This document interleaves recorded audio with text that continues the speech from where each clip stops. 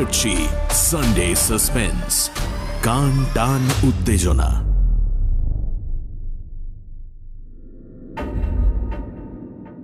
Sunday suspense ক্লাসিক্সে আজ শুনবেন প্রেমেন্দ্র মিত্রর লেখা মাহুরি কুঠিতে এক রাত।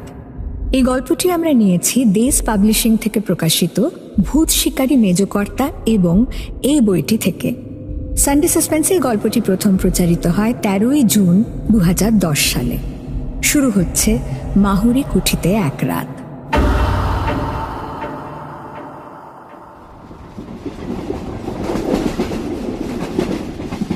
ট্রেনে যেতে যেতে ব্যাপারটা যতই ভেবে দেখছিলাম ততই আরো অদ্ভুত লাগছিল। বাস্তব ঘটনা অবশ্য অনেক সময় কাল্পনিক গল্পের চেয়ে বিস্ময়কর হয় জানি, তবু যেন এই ব্যাপারটায় বিশ্বাস করতে কিছুতেই প্রবৃত্তি হচ্ছিল না। দুদিন আগেই বিমলের সঙ্গে আমার মেসের ঘরে প্রায় 1টা পর্যন্ত জেগে তুমুল তর্ক করেছি। শেষ পর্যন্ত এ বয়সের তর্কাতর্কির যা পরিণাম হয় তাও আমাদের বচসাই হয়েছে। দুজনেরই জেদ ও রাগ বেড়ে গেছে এবং পরস্পরকে যা তা বলে যুক্তির অভাব পূরণ করেছি। আমি বলেছি, যেমন বুনোদের দেশে জঙ্গলের মাঝে থাকিস তেমনি জঙ্গলি বুদ্ধিও হয়েছে। বিমল বলেছে, শহরের মাঝখানে ইলেকট্রিক লাইটের তলায় বসে বারফট্টায় সবাই মারতে পারে। এক রাত ভেরেন্ডির জঙ্গলের ধারে মাহুরি কুঠিতে কাটাতে পারলে বুঝতাম। হেসে উঠে বলেছিলাম, কাটাবার কি দরকার? তোর ভূত শহর আর ইলেকট্রিক লাইটকেই বা ডরায় কেন? বেছে বেছে যত পোড়ো বাড়ি আর জঙ্গলে না থেকে সেই তো এখানে এলেই পারে। বিমল চোটে উঠে জবাব দিয়েছে, তার দায় পড়েছে। ভূত আছে এ কথা তোর কাছে প্রমাণ করার জন্য তার তো মাথা ব্যথা নেই। তার না হোক, তোর তো আছে। তুই নিজে কোনোদিন মাহুরি না মুহুরি কুঠিতে তাকে দেখেছিস? রাত অবশ্য কাটাইনি, তবে বাইরে থেকে যা দেখেছি তাই যথেষ্ট। আমি এ কথার উত্তরে এমনভাবে বিদ্রূপের স্বরে বলেছি যে বিমল মর্মাহত হয়ে চুপ করে গেছে। খানিক বাদে গম্ভীর মুখে শুধু বলেছে, সাহস থাকে তো একবার সেখানে যাস। আমি ব্যঙ্গ করে বলেছি, গেলে অন্তত মাহুরি কুঠির বাইরে থাকবো না। পরের দিন সকালে অবশ্য আমাদের এই তর্ক নিয়ে মন কষাকষির কোনো চিহ্ন আর ছিল না। বিমল সকালে ট্রেনেই তার কাজের জায়গায় চলে যাবে, আমি স্টেশনে তাকে তুলে দিতে গিয়েছিলাম। আগের রাতের তর্কের কথা দুজনে ভুলেও একবার উত্থাপন করিনি। কিন্তু কে জানত সে তর্কের জের অমন করে মেটবার নয়। দুদিন বাদেই আমাকে সত্যি সত্যি ভেরেন্ডির জঙ্গলের উদ্দেশ্যে রওনা হয়ে পড়তে হবে। তাই বা কে ভেবেছিল? বিমল চলে যাওয়ার পর একটা রাত পার হতেই দুপুরবেলা হঠাৎ টেলিগ্রাম পেয়ে স্তম্ভিত হয়ে গেছি। বিমল মরণাপন্ন, এখনই আমার যাওয়া দরকার। টেলিগ্রামের মর্ম এই। যাওয়া যে দরকার সে বিষয়ে কোনো সন্দেহ নেই, কিন্তু যাওয়া সোজা নয়। ছোটনাগপুরের একটা নগণ্য স্টেশনে নেমে মাইল 10-12 গেলে ভেরেন্ডির জঙ্গল পাওয়া যায়। এই জঙ্গলের মাঝখানে একটা পুরনো তামার খনিকে নতুন করে আবিষ্কার করে আজ 2 বছর বিমল সেখানে কাজ করছে। সেই নির্বান্ধব পুরীতে যে সমস্ত কুলিমজুর নিয়ে সে দিন কাটায়, সাংঘাতিকভাবে অসুস্থ হয়ে পড়লে তারা যে কোনো সাহায্যই করতে পারবে না এটা ভালো করেই বুঝতে পারছিলাম। টেলিগ্রাম পাওয়ার পরই বিকেলে রওনা হয়ে পড়েছি। ভেরেন্ডির জঙ্গলে বিমলের নিমন্ত্রণ এভাবে রক্ষা করতে যেতে হচ্ছে ভেবে সত্যিই অদ্ভুত লাগছিল, আর বিরক্তি লাগছিল যেতে এমন দেরি হওয়ায়।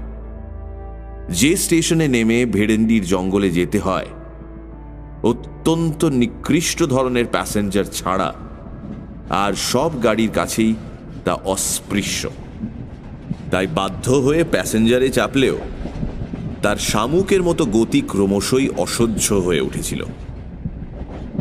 এতক্ষণে কি যে বিপদ সেখানে হচ্ছে কে জানে। বিমল অত্যন্ত শক্ত ধাতের ছেলে, সহজে সে কাতর কিছুতেই হয় না।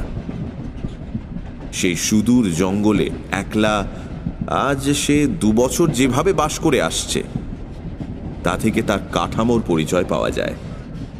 সুতরাং অত্যন্ত বিপদে না পড়লে সে যে আমায় তার করত না এ বিষয়ে কোনো সন্দেহ নেই। কিন্তু এরকম গদাই লস্করি চালের গাড়িতে আমি সেখানে পৌঁছবই বা কখন, আর তাকে সাহায্যই বা করব কি?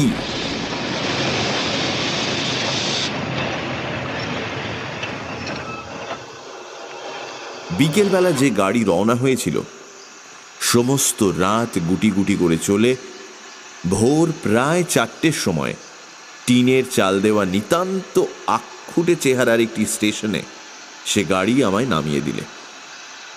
প্ল্যাটফর্ম বলতে কাঁকর ফেলা খানিকটা জায়গা, ট্রেনের সবকটা পাদানি বেয়ে সেখানে নামতে হয়। স্টেশন নয়, মনে হলো যেন জনহীন কোনো প্রান্তরে নেমেছি। শীতের রাত্রে ভোর 4টের সময় বেশ অন্ধকার থাকে, তার উপর গাঢ় কুয়াশায় স্টেশনের একটি মিটমিটে তেলের বাতি প্রায় অদৃশ্যই হয়ে গেছে। প্ল্যাটফর্মে জনমানব কেউ আছে বলে মনে হলো না। মিনিট খানেক থেমে গাড়িটা স্টেশন ছেড়ে চলে যেতেই তার নির্জনতা আরও যেন ভয়াবহ হয়ে উঠল। ট্রেনের আলোয় ও আওয়াজে নিজের নিঃসঙ্গতা এতক্ষণ এমন স্পষ্টভাবে বুঝতে পারিনি। কিন্তু এই স্টেশন থেকে বেরোতে তো হবে। ভেরেন্ডির জঙ্গলের রাস্তা এখান থেকে 10-12 মাইল দূর, এইটুকু মাত্র জানি। কোন দিকে যে যেতে হবে সে সম্বন্ধে কোনো ধারণাই নেই। জিজ্ঞাসাই বা করি কাকে? টিকিট চাইতেও তো কেউ আসে না। স্টেশনের অস্পষ্ট বাতিটার দিকে এবার এগিয়ে গেলাম। স্টেশনের ঘরে কোনো না কোনো লোক নিশ্চয়ই আছে। সত্যিই একেবারে আঁতকে উঠে দাঁড়িয়ে পড়লাম। মানুষ নয়, যেন বাঘের গলার আওয়াজ। পেছন ফিরে কুয়াশায় ঘোলাটে একটা নীল আলো ছাড়া কিন্তু কিছুই প্রথমটা দেখতে পেলাম না। নীল আলোটা আরো একটু কাছে এগিয়ে আসার পর বিশাল একটা বস্তার মতো জিনিস অস্পষ্টভাবে দেখা গেল। জিনিসটা বস্তা নয়, মানুষের মাথা। প্রকাণ্ড কমফর্টার ও তার উপর কম্বল জড়িয়ে অত বড় হয়েছে। সেই কম্বল ও কমফর্টারের সামান্য একটু ফাঁকের মধ্যে এবার প্রকাণ্ড একজোড়া গোঁফ ও দুটি জলজলে চোখ দেখা গেল। শরীরের অন্যান্য অংশ অন্ধকারে অস্পষ্ট। সত্যিই প্রথমটা কেমন যেন হতবুদ্ধি হয়ে গেছিলাম। সেই কম্বল জড়ানো মুখ থেকে গম্ভীর বাজখাঁই গলায় টিকস শুনেও যেন প্রথমে ব্যাপারটা ভালো করে বুঝতে পারিনি। আবার আওয়াজ এলো, টিকস কা। এবার ব্যস্ত সমস্ত হয়ে পকেট থেকে টিকিট বার করলাম এবং পর মুহূর্তে ভাল্লুকের মতো একটা মোটা লোমওয়ালা হাত হঠাৎ অন্ধকার থেকে যেন বেরিয়ে এসে আমার হাত থেকে সেটা কেড়ে নিলে মনে হলো। সাহস করে এবার জিজ্ঞাসা করলাম, ভেরেন্ডির জঙ্গলের রাস্তা কোন দিকে বলতে পারেন? নীল আলোটা দূরে সরে যেতে শুরু করেছিল ইতিমধ্যে। সেটা থামল এবং কুয়াশার ভেতর থেকে শোনা গেল সবিস্ময় প্রশ্ন, ভেরেন্ডির জঙ্গল, যেখানে তামার খনি আছে। নীল আলোটা আমার কাছে সরে এলো। কমফর্টার ও কম্বলের বস্তার তলা থেকে দুটি চোখ আমায় তীক্ষ্ণ সবিস্ময় দৃষ্টিতে লক্ষ্য করছে। বুঝতে পারছিলাম ব্যাপারটা কি। হঠাৎ উধার মত জানা শুনে চমকে উঠলাম এবং কিছু জিজ্ঞাসা করবার পূর্বেই বিমূঢ় হয়ে দেখলাম লোকটা চলে যাচ্ছে। পর মুহূর্তে নীল আলোটাই হঠাৎ বোধহয় নিভে গেল। অন্ধকারে অন্তত আর কিছু দেখা গেল না। কিন্তু আমার এখন প্ল্যাটফর্মে দাঁড়িয়ে থাকলে তো চলবে না। স্টেশনের সেই আলোটি লক্ষ্য করে আবার এগিয়ে গেলাম। সেই আলোর কাছেই বাইরে বেরোবার গেটটা পেয়ে তবু আশ্বস্ত হওয়া গেল। পাশেই স্টেশনের একটিমাত্র ঘর। ভেতর থেকে টেলিগ্রাফের টরেটক্কা আওয়াজ আসছে। গেট দিয়ে বেরোতে বেরোতে কৌতূহল ভরে একবার জানলা দিয়ে উঁকি মেরে সত্যি বিস্মিত হলাম। একটা কুলি বা চাপরাশিরও সেখানে দেখা নেই। বাইরেও কুয়াশাচ্ছন্ন অন্ধকার। শুধু একটা অস্পষ্ট পায়ে চলা পথের ধূসর ধোঁয়াটে রেখা কোনো রকমে চেনা যাচ্ছে। আপাতত আর কোনো পথ না দেখতে পেয়ে সেইটিকে অনুসরণ করাই যুক্তিসঙ্গত মনে হল। খানিক বাদেই অন্ধকার কেটে গেলে আর ভাবনার কিছুই থাকবে না। তখন কাউকে জিজ্ঞাসা করে নিলেই চলবে। কিন্তু আকাশ পরিষ্কার হওয়া সত্ত্বেও কাউকে জিজ্ঞাসা করবার সুবিধা কিছুই হলো না। এরকম নির্জন পথ কোথাও আছে বলে জানতাম না। চারিধারে বিশাল ঘন জঙ্গল, একেবারে নিস্তব্ধ। মানুষ দূরের কথা, এই ভোরের বেলা একটা পাখির আওয়াজও সেখানে শোনা যায় না। সৌভাগ্যের কথা, জঙ্গলের মধ্যে পায়ে চলার দু একটা রেখা ছাড়া এই পথ কোথাও দুভাগ হয়ে যায়নি। ঘণ্টা চারেক চলার পর পথ ক্রমশ উপরে উঠেছে বুঝতে পারলাম। জঙ্গলও সেখানে আরো নিবিড়। একটা চড়াই পার হয়েই দূরে একটা পাথুরের ঢিবির ধারে ছোট একটা বস্তির মতো দেখতে পাওয়া গেল। সে বস্তির পেছনে একটা বিশাল ভাঙা পোড়ো বাড়ি পাথুরে ঢিবির সঙ্গে পাল্লা দিয়ে জঙ্গলের উপর মাথা তুলেছে। কাছে গিয়ে যন্ত্রপাতি ইত্যাদির চিহ্ন পেয়ে বুঝলাম সেইটাই খনি। কিন্তু এখানেও যে জনমানব নেই। খোলার চালের ঘরগুলির অধিকাংশই সকালবেলাও বন্ধ। টালিতে ছাওয়া বাংলো প্যাটার্নের একটি বাড়ি তার মধ্যে দেখতে পেয়ে সেইটাই বিমলের থাকবার জায়গা হবে মনে করে দরজায় গিয়ে কড়া নাড়লাম। কোনো সাড়া শব্দ নেই। দরজায় মৃদু একটা ধাক্কা দিতেই সেটা খুলে গেল। সামনেই বসবার ঘর, কয়েকটা বেতের চেয়ার ও একটা টেবিল পাতা। পেছন দিকে ভেতরের দিকের দরজায় পর্দা ঝুলছে। এ ঘরেও কেউ নেই। পর্দাটা সরিয়ে ভেতরে ঢুকতে যাচ্ছি এমন সময় পেছনে পায়ের আওয়াজ শুনে চমকে পেছন ফিরে তাকালাম।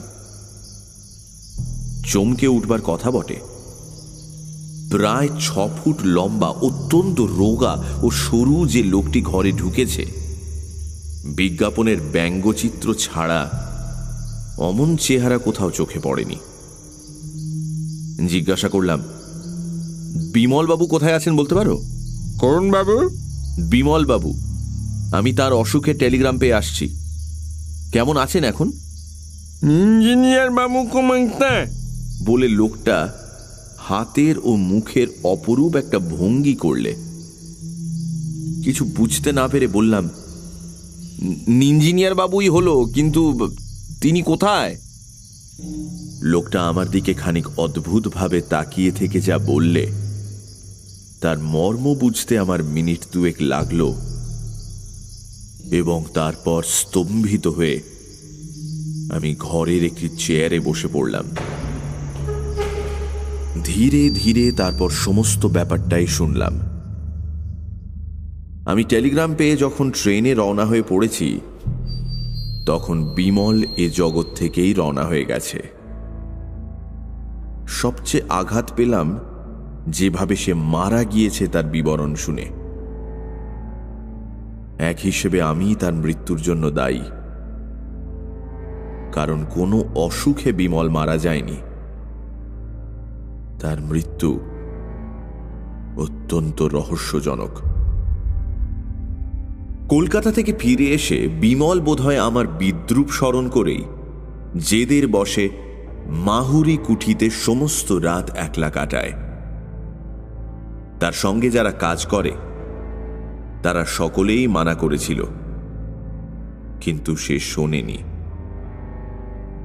শেষ রাত্রে অদ্ভুত একটা গোঙানি শুনে তার বেয়ারা রামদিন ঘর থেকে বেরিয়ে এসে বাইরের মাঠে বিমলকে অচৈতন্য অবস্থায় পড়ে থাকতে দেখে।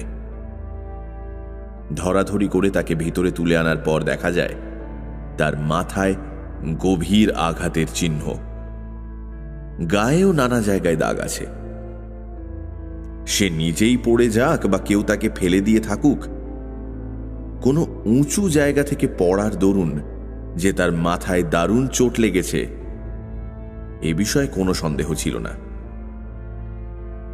অনেক সেবা শুশ্রূষার পর সকালের দিকে আধ ঘণ্টাটাক তার জ্ঞান হয়েছিল। সেই সময় সে আমায় টেলিগ্রাম করতে বলে, কিন্তু তারপর উন্নতির বদলে ক্রমশ তার অবস্থা খারাপের দিকে যেতে থাকে। বিকেল 4টের সময় সে মারা যায়। এদেশের লোকের, বিশেষত অশিক্ষিত কুলি মজুরদের কুসংস্কার অত্যন্ত বেশি।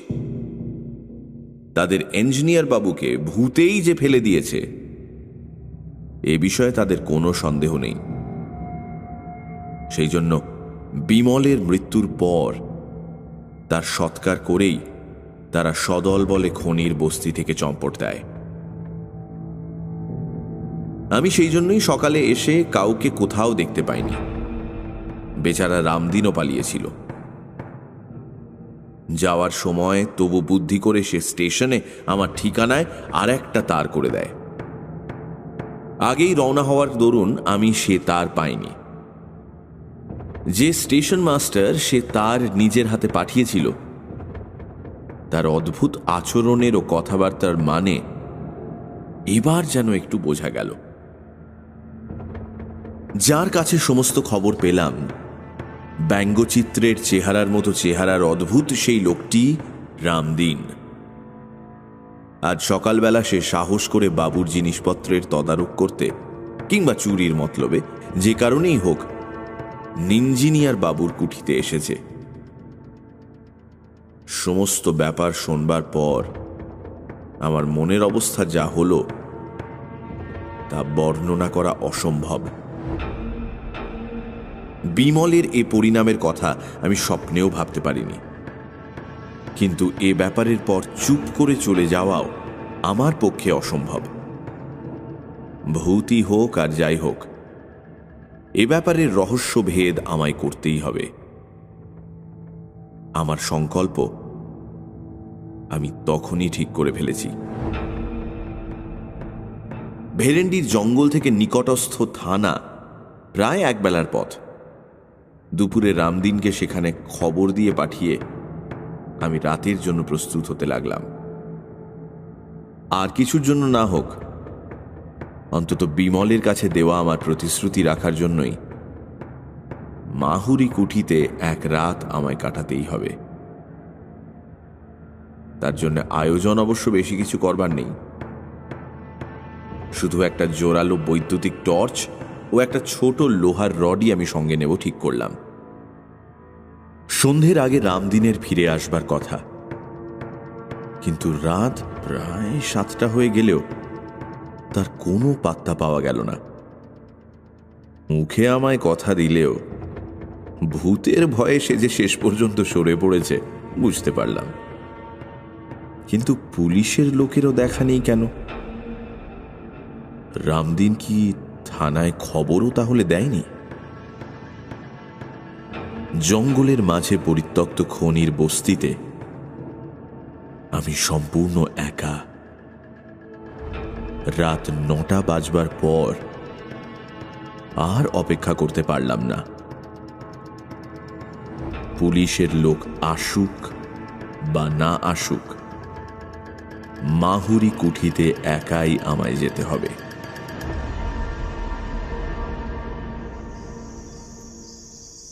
বিমলের বাংলো থেকে মাহুরি কুঠি বেশি দূর নয়। দিনের বেলা বাড়িটিকে ভালো করে লক্ষ্য করে দেখেছি। প্রকাণ্ড দোতলা 2 মহলা কুঠি। কি খেয়ালে যে এখানে এত বড় বাড়ি কেউ নির্মাণ করেছিল বোঝা কঠিন। বাড়িটির অবশ্য অত্যন্ত ভগ্ন দশা। বড় বড় গাছ তার দেয়াল ভেদ করে বেড়ে উঠেছে। বাইরের দিকের ঘরগুলির জানলা দরজার চিহ্ন আর নেই। এই শুকনো দেশেও ভেতরের ঘরগুলিতে শ্যাওলা ও আগাছা জন্মেছে প্রচুর। ভাঙা দেউড়ি দিয়ে বাইরের মহল পার হয়ে গেলে ভেতরের বিশাল মহলে ওপর নিচে অসংখ্য গোলক ধাঁধার মতো যে সমস্ত ঘর পাওয়া যায়, দিনের বেলাতেও সেগুলি অন্ধকার। দরজা জানলা অধিকাংশেরই নেই। যেগুলির আছে সেগুলিও কবজা থেকে খুলে পড়েছে। আসবাবপত্র অনেক ঘরে এখনো অত্যন্ত জীর্ণ অবস্থায় টিকে আছে। শুধু বোধহয় ভূতের ভয়ে চোরও সেখানে প্রবেশ করেনি বলে। অমূলক ভয় আমার নেই, তবুও টর্চ হাতে বাইরের দেউড়ি দিয়ে মাহুরি কুঠিতে প্রবেশ করবার সময় নিজের অনিচ্ছা সত্ত্বেও গা যে ছমছম করে উঠেছিল তা স্বীকার করতে বাধ্য হচ্ছি। এমন গাঢ় জমাট অন্ধকারের সঙ্গে পরিচয় আমার সত্যিই কখনো হয়নি। টর্চের আলোতে যেন সবলে তাকে কেটে বেরোতে হচ্ছে। বাইরের মহলের ওপর নিচের সমস্ত ঘরগুলো ঘুরে দেখে ভেতরের মহলে ঢুকলাম। নিচের ঘরগুলোর দুর্দশা অত্যন্ত বেশি। আগাছায় মেঝে প্রায় ছেয়ে গেছে। ইট সুরকি পাথর জায়গায় জায়গায় পড়ে আছে স্তূপাকার হয়ে। ঘরগুলিতে ঢোকাও বিপজ্জনক। সে সমস্ত ঘর ছেড়ে এবার ভগ্নপ্রায় সিঁড়ি দিয়ে দোতলায় উঠলাম। দোতলার ঘরগুলি এখনো অনেকটা ভালো অবস্থায় আছে। একটার পর একটা ঘর টর্চের আলোয় ভালো করে পরীক্ষা করে যেতে যেতে কিন্তু অস্বাভাবিক কোনো কিছুই দেখতে পাচ্ছিলাম না। বিমলের মৃত্যুর রহস্য এ বাড়ির সঙ্গে জড়িত না থাকলে অনায়াসে মনে করা যেত যে নেহাত কুসংস্কারের দরুন এখানকার লোক এই পোড়ো বাড়িটাকে এমন বিভীষিকাময় করে তুলেছে। বাড়িটির একটি বিশেষত্ব অবশ্য আগেই উল্লেখ করেছি। ঘরগুলি এমন বিশৃঙ্খলভাবে সাজানো, যেখানে সেখানে দরজা ঘুলঘুলি প্রভৃতি এমনভাবে বসানো যে সব শুদ্ধ একটা বিরাট গোলক ধাঁধা বলে মনে হয়। এক ঘর থেকে আরেক ঘরে যেতে যেতে পথ গুলিয়ে ফেলবার সম্ভাবনা এখানে অত্যন্ত বেশি। সম্প্রতি সত্যিই তাই গুলিয়ে ফেলেছি বলে মনে হচ্ছিল। খানিক আগে যে ঘর ছেড়ে গেছি সেই ঘরেই আবার ঘুরে এসে সবিস্ময়ে তখন দাঁড়িয়ে পড়েছি। ওপরে উঠবার সিঁড়িটাও যে ঠিক কোন দিকে হবে বুঝতে পারছিলাম না। খানিক চুপ করে দাঁড়িয়ে থেকে মাথাটা ঠিক করে নিয়ে আবার এগুতে যাব এমন সময় পায়ে যেন কি একটা ঠেকল। টর্চের আলো সেখানে ফেলে অত্যন্ত বিস্মিত হয়ে গেলাম। জিনিসটা আর কিছু নয়, একটা চামড়ার ব্যাগ। কিন্তু এই ব্যাগটির সঙ্গে আমি পরিচিত। কলকাতায় বিমলের কাছে আমি এটা দেখেছি এবং তার সুন্দর চামড়ার কাজের প্রশংসাও করেছি। ব্যাগটা কুড়িয়ে নিয়ে খুলে ফেলে আরো আশ্চর্য হয়ে গেলাম। ব্যাগের ভেতর একটি খোপে সুতো দিয়ে বাঁধা একতাড়া করকরে নতুন 10 টাকার নোট, আরেকটি খোপে খুচরো কয়েকটি টাকা পয়সা ও একটি ছোট কাগজের টুকরো। এই কাগজের টুকরোটি দেখেই আমি চিনলাম। নিজের হাতে বিমলকে এই কাগজে আমার ঠিকানা আমি দিয়েছিলাম। বিমল তার মৃত্যুর আগের রাত্রে এই ঘরে যে ঢুকেছিল এই বিষয়ে আর কোনো সন্দেহই নেই। কিন্তু এই ব্যাগ তার পকেট থেকে পড়লই বা কি করে?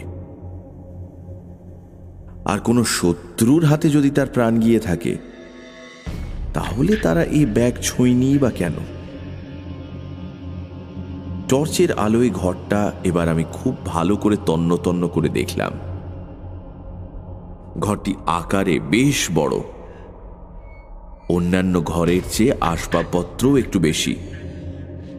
দুটি ভাঙা তক্তপোষ, একটা পা ভাঙা টেবিল, দেয়ালে লাগানো একটা কাঠের উইয়ে খাওয়া বড় আলমারি ছাড়া খুচরো আরো অনেক জিনিস ঘরময় ছড়ানো।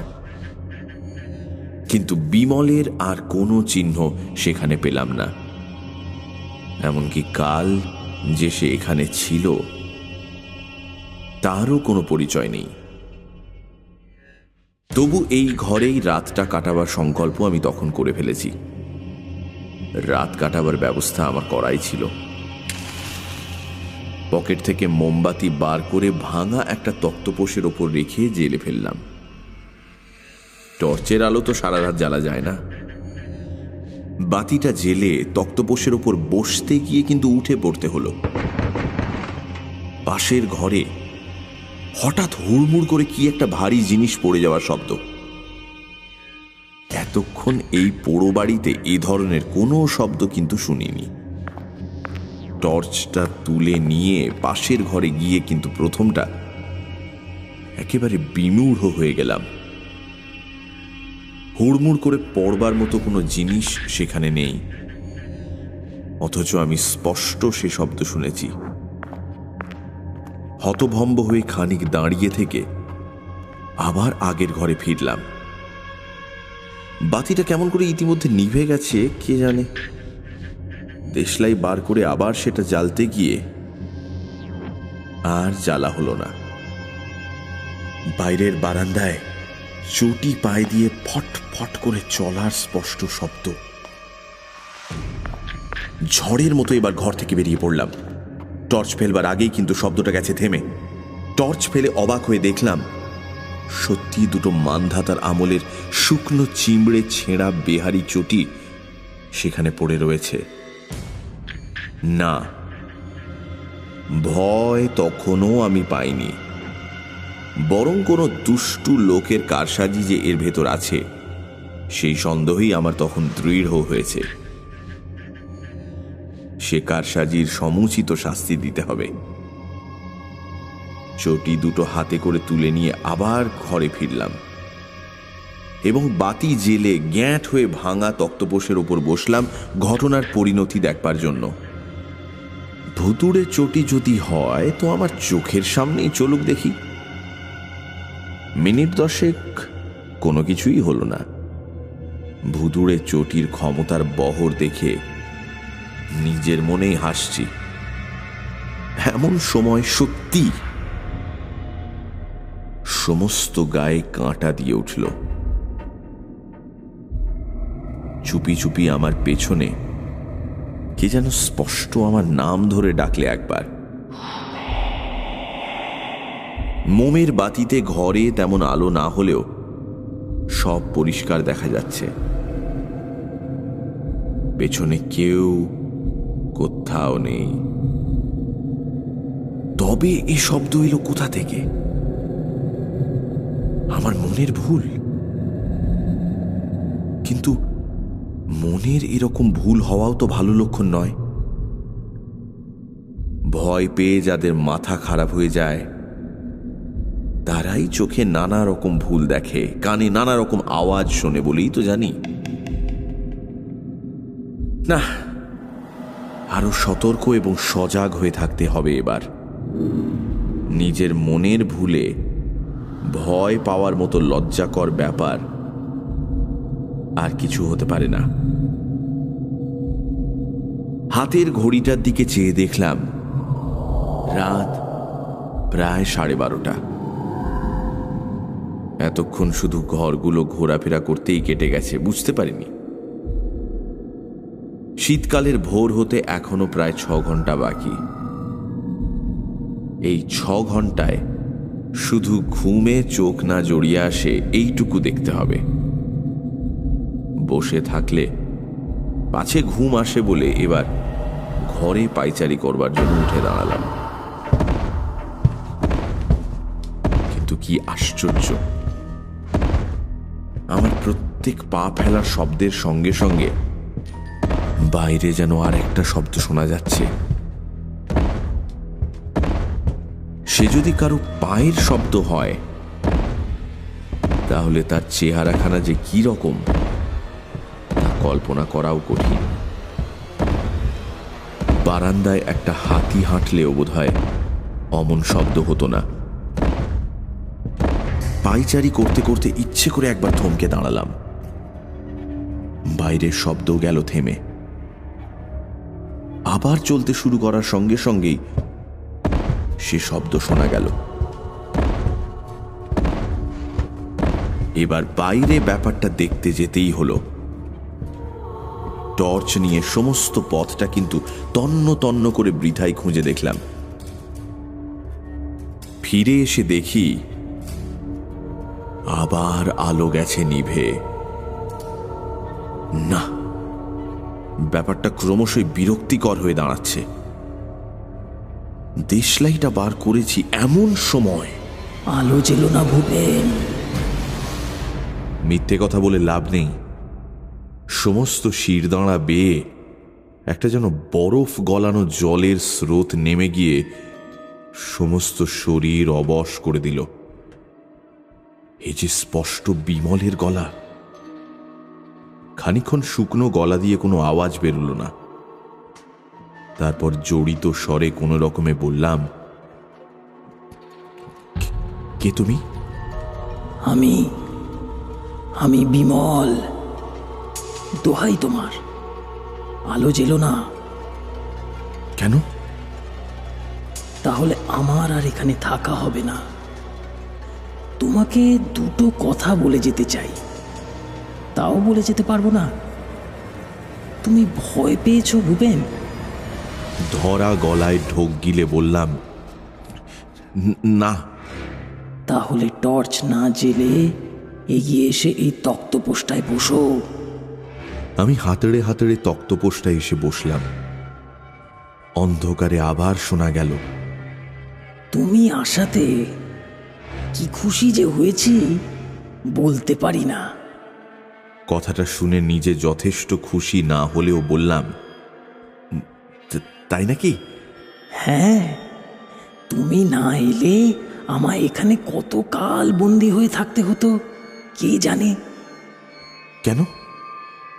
দুটো দরকারি কথা না বলে আমি পৃথিবী ছেড়ে যেতে পারছিলাম না।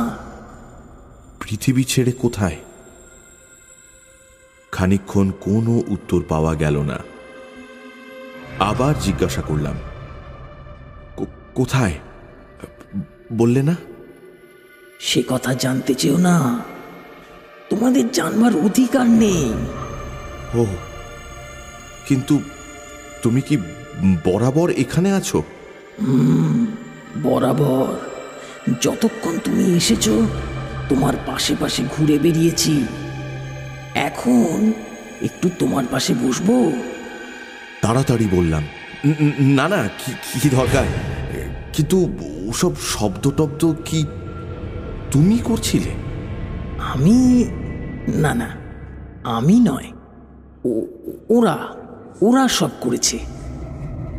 সভয়ে সবিস্ময়ে বললাম, ওরা?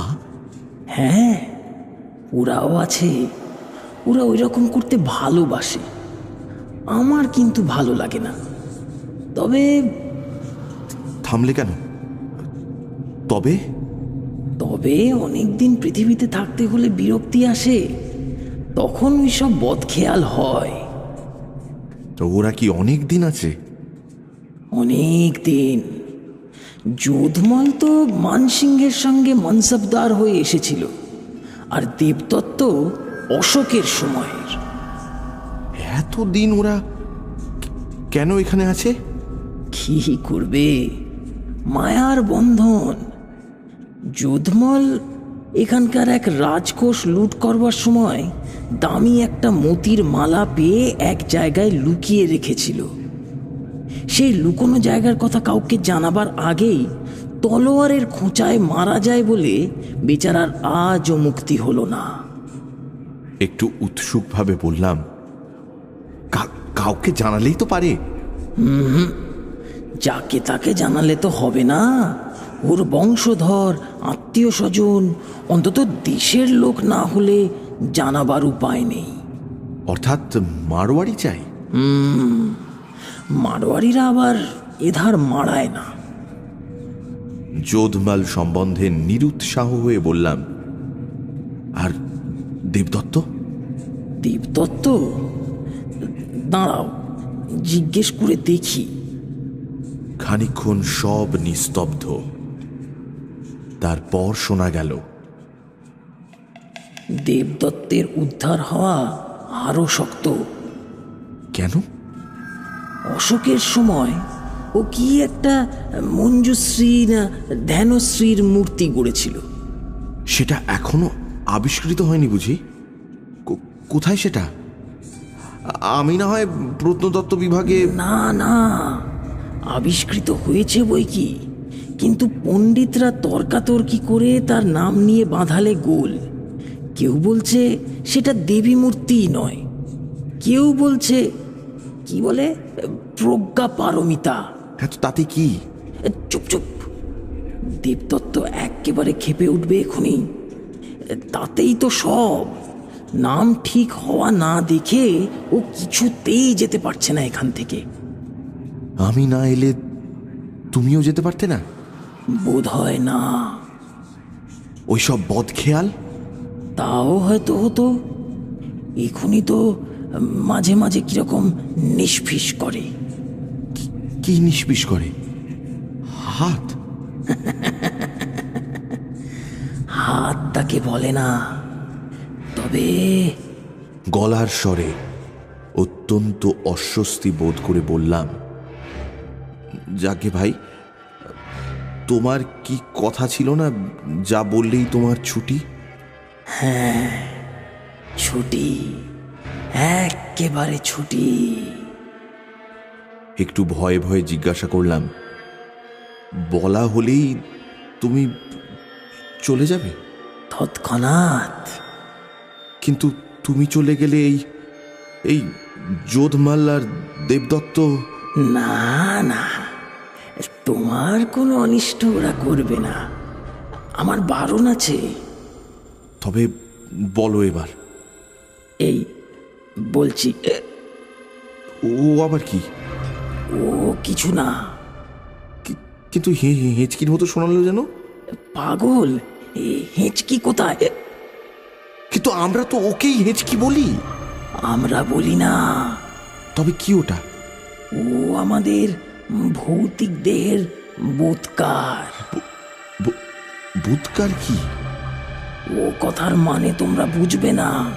ওটা এই জগতের কথা। ও জগতের কথা আলাদা নাকি? হ্যাঁ, এতক্ষণ তো বেশ বাংলা বলছিলে। অনেক কষ্টে অনুবাদ করে বলতে হচ্ছিল, কিন্তু ভূতকারের অনুবাদ হয় না। না ভাই, এটাই হেঁচকি। ভূতকার। আমি তাহলে আলোটা জ্বালছি। দোহাই তোমার, এখনো আমার কথা বলা হয়নি। কথা তুমি পরে বলোক্ষণ, এখন একটু জলের চেষ্টা করি। আমাদের জল লাগে না, আলো জ্বাললেই আমায় চলে যেতে হবে। তা না হয় খানিক চলে গিয়ে তোমার বুৎকারটা থামিয়ে এসো। বলে সত্যি দেশলাই বের করে মোমবাতিটা জেলে ফেললাম। কিন্তু এ কি, ঘরে যে কেউ নেই। এ কি ব্যাপার? বিমল, তুমি আছো এখানে? বিমলের কোনো উত্তরের বদলে শোনা গেল কয়েক সেকেন্ড মাত্র বিমূঢ় হয়ে দাঁড়িয়ে থাকবার পর আমার মনে আর কোনো সংশয় রইল না। এগিয়ে কড়া দুটো ধরে সজোরে কাঠের আলমারির পাল্লা দুটো আমি খুলে ফেললাম। এ কি বিমল, তুমি সশরীরে? বিমলের গলা থেকে বেরোলো, ব্যাপারটা এতক্ষণে বোধহয় অনেকখানি বোঝা গেছে। হেঁচকিটুকু উঠে সব না খেঁচড়ে দিলে বিমলের ফন্দিকে সার্থক বলা চলত। তার টেলিগ্রামে আমি বিশ্বাস করেছিলাম এবং আগের দিন মাইল 10 দূরের এক মস্ত মেলার জন্যে খনির লোকজনকে ছুটি দেওয়ায় তার অন্যদিকে সুবিধে হয়ে গেছিল। শুধু রামদিনকে ষড়যন্ত্রের মধ্যে তাকে টানতে হয়েছিল। পোড়ো বাড়িতে তার দুর্মুষ ফেলা ও পেটানোর আওয়াজের যে নমুনা সে দেখিয়েছে, তাতে তারিফ তাকে অবশ্যই করতে হয়। অবশ্য স্টেশন মাস্টারের অদ্ভুত মূর্তি ও আচরণ বিমলের ফন্দিকে সাহায্য করবে এ কথা সেও ভাবেনি।